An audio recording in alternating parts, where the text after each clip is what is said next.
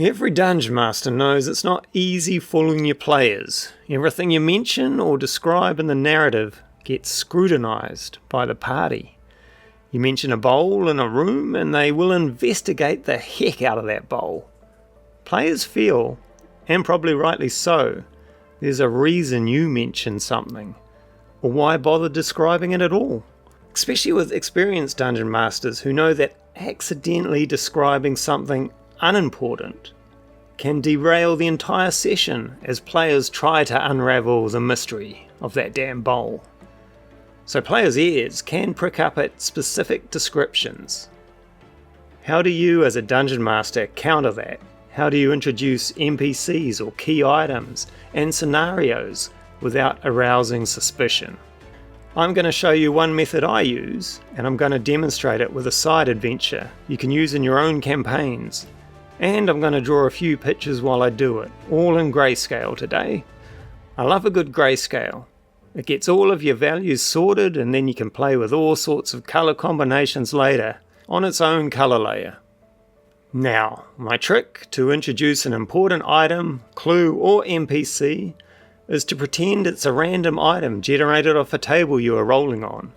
And to set this up, you should have a random loot encounter or an NPC table that you use throughout your campaign. Things like items you might find after searching an unimportant room or a body found dead in the swamps. Or maybe it's a random city encounter, an NPC you come across in a tavern. At the end of this video, I'll show you a few of these tables for examples. They don't have to be too complex, the players will never see them. All you want is for them to think you are rolling on a random table. So, this little side adventure happens when the party is travelling across a wilderness, and every now and then you're rolling for random encounters as you normally would. But this time you are only pretending that you are looking at a table. This time you'll introduce something not too outlandish, something like a pack of wolves tearing at a body.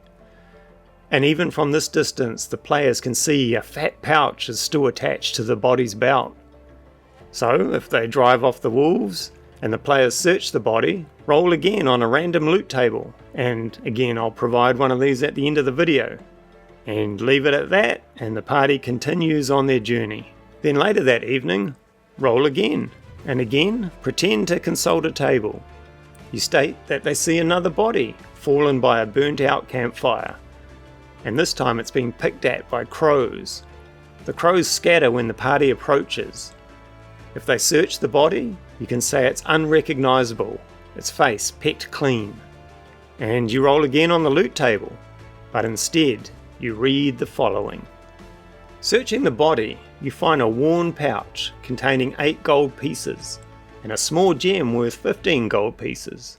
He also wears a silver bracelet worth 10 gold pieces and a well-crafted silver locket which is worth 50 gold pieces. He does not appear to have anything else of value. And that's all you need to tell the party, and then it'll be a mystery as to what killed him. As a Dungeon Master, you know this poor soul found the other body torn by wolves before the wolves did, and he looted a locket from it. A few nights ago, the Banshee from this story killed him too. If the players do pay attention to the locket and open it, here's where your acting skills come in. Make it look like you're making it up on the spot, as if the loot table didn't give you enough information. Maybe it has a locker hair in it, dark hair. Maybe even a picture. Well, it's not going to be a photo, but let's say it's an illustration. A hand-drawn picture of an elf with black hair. I think elves can have black hair. And that was about the extent of my acting skills. Now what the party doesn't know is this particular elf in the locket. She has a backstory. She is Lady Lorne, a cruel and vain noblewoman who lived here centuries ago. She sought to use her beauty to marry above her station, but many possible suitors quickly saw the evil lurking under her perfect face, and so eventually she had to settle for a poor middle-tier noble who was enthralled by her beauty. She broke the man's spirit over many years, as he failed to gain higher stations despite her pressure and her manipulations. Eventually, she started an affair with a higher-born, and saw she needed to kill her husband to have a chance at a new marriage. She did this with poison, also killing her own 2 children who she saw as obstacles to remarriage. Her crimes were discovered and she was executed. Now she haunts this locket, hoping to catch a glimpse of her own beauty once again. So at night, there's a 30% chance she appears near the locket as a pale elven apparition with wild black hair. She will point at the owner of the locket and wail in a demanding, imperious tone the word "open." She will ask twice, and if the locket is not opened and shown to her, she will attack the owner of the locket. Even if killed, she will resurrect and appear again later one night, still at that 30% chance, with the same demands. If the locket is open for her, she basically becomes transfixed by the image of herself and stares at it all night. She will attack anyone who tries to close the locket, and she will fade away when the dawn comes.